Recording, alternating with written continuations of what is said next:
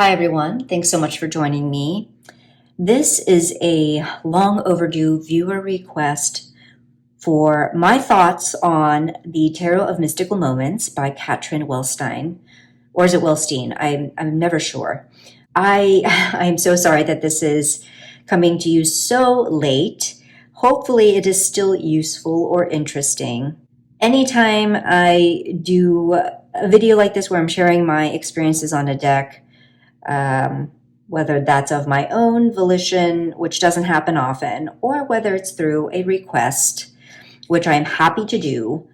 I am probably going to name the video something like, Tarot Small Talk, because it really is me just shooting the shit about my thoughts, and it's nothing so formal as a straight up review. I certainly don't get propositioned to review decks from creators or companies, which you don't need to, obviously, to make a review. But I just want this to be a little more informal, I guess. And also, shameless plug, our Three Girls One Deck series is essentially 3 reviews that you get, in my opinion, where we share our feelings about a deck and its strengths and its weaknesses, etc. So do check out that series if you are not already familiar. I will leave a link to the playlist in the description box below. Okay, so Tarot of Mystical Moments. Well, right off the bat, I really I hate this cardstock, this super shiny, slippery cardstock. It's not my favorite. Lengthwise, it's okay, but it's super hard to riffle shuffle. So I'm usually limited to using my dice or shuffling in smaller batches. So this is actually not a deck that I pull out often to read for others in a more kind of impromptu setting. So in other words, I wouldn't take this deck to hang out with my friends, and do readings for them, because it's so unwieldy, in my opinion. But if I'm kind of doing it in the comfort of my own home and then giving them the reading, via text message or whatnot, that's a different story. So yeah, I've heard that the Oracle is a little smaller maybe, and more matte, and that would be preferable, but whatever. I am not the biggest fan of this silver edging either. I could do without, but I really do like these backs. I think they're quite pretty. So there is that. And so again, this is not very formal, so I'm not just kind of, I don't know, being a little bit more casual and not as structured, but this is the guidebook. I think it is, for the little that I used it, in the beginning, I always like to kind of see what the guidebook has to say, if it imparts, the author's, maybe a little bit of the author's reasoning or their interpretation of their image and how it lends to the particular archetype. And I think this deck actually does a great job of that without getting too over the top. We get like one little page here. And for me, when it comes to a deck like this, it's enough. So I think that this little guidebook suffices. And yeah, it's got the usual in it, some spreads and not so much. You got a little introduction here, but you don't get so much of like, here is how you work with the tarot, and this is what the major arcana is, and this is what the minor arcana is. That is assumed pre-existing knowledge. So there is that. This deck, I just have strong memories of this deck, I guess. And so I think I'm probably biased in that I used this deck last year for a reading that was very powerful when I asked this deck, how do I help a person who's close to me who is in a lot of pain and who is suffering and needs help. And the messages that it gave me were so helpful to me.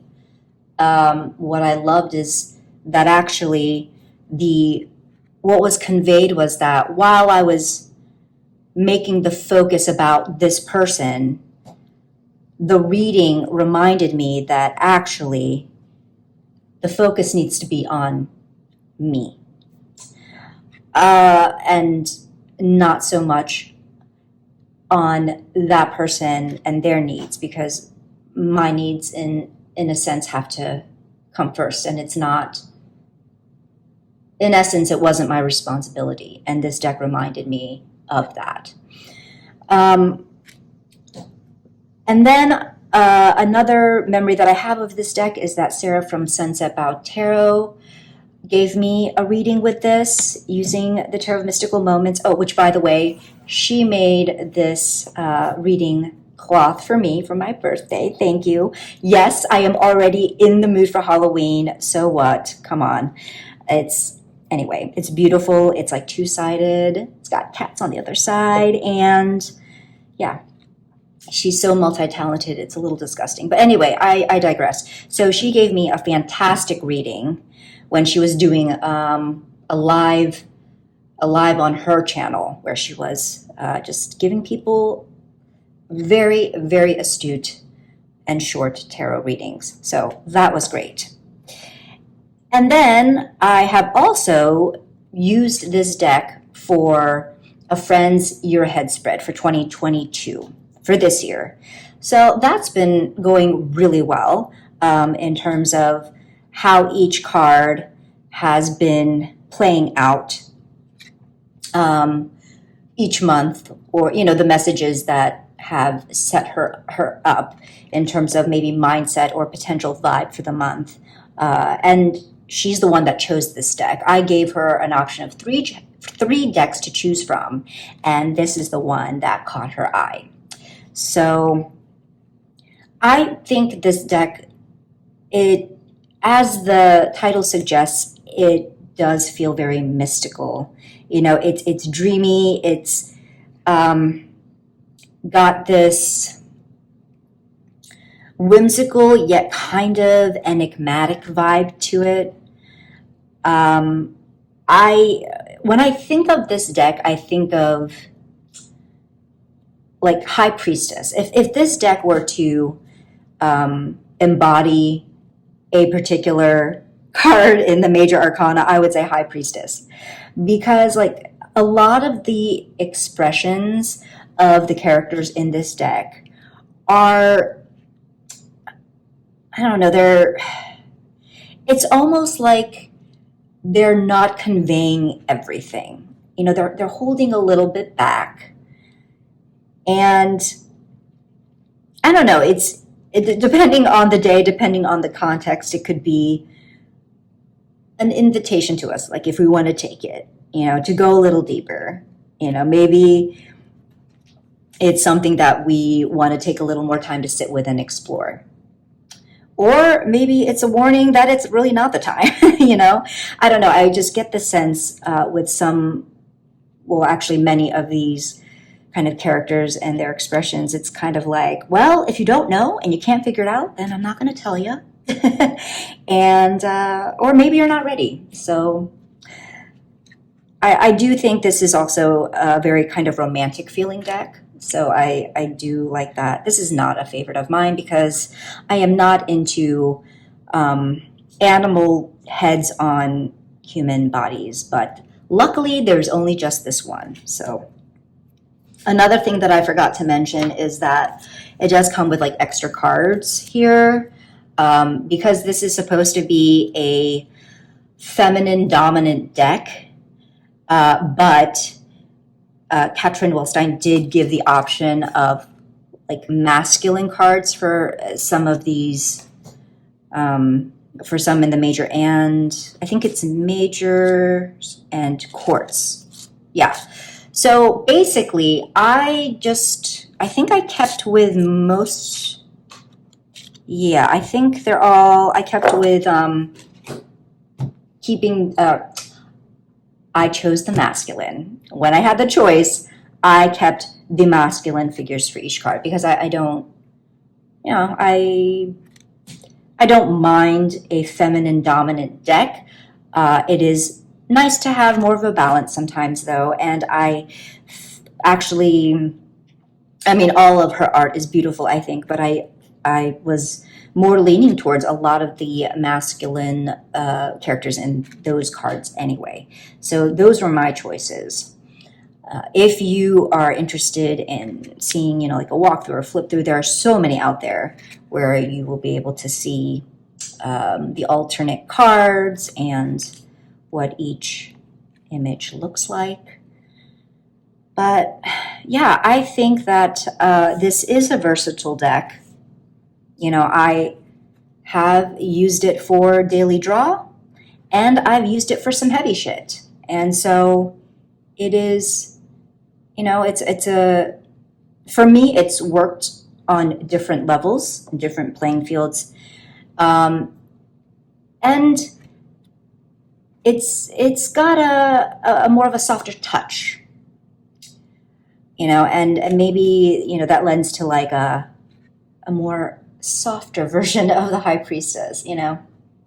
She's soft, and she's kind and knowing, and also mysterious, and also not always revealing, you know. It's like you have to work for it sometimes, but in the best way. So that is pretty much my take or my thoughts on this deck. I really do enjoy it. I can't remember when's the last time I actually worked with this, though. I think I did work with this a little bit earlier this year. And really, it's just so smartly executed. And I'm glad that she created a tarot deck because I have seen the Oracle and I just never, it never jived with me. I just did not understand or connect with a lot of the keywords, or yeah, I don't know, the keywords or the images, or maybe both. I can't remember. I mean, I was certainly attracted to her style of art, but Oracle in general is not something I gravitate towards a lot. So I am so happy that she created this tarot deck. And I think that is really pretty much all I have to say. If there are any other questions, please do drop them in the comments below. And let me know if you have this deck, what your experiences have been with it. And until the next time, much love and take care.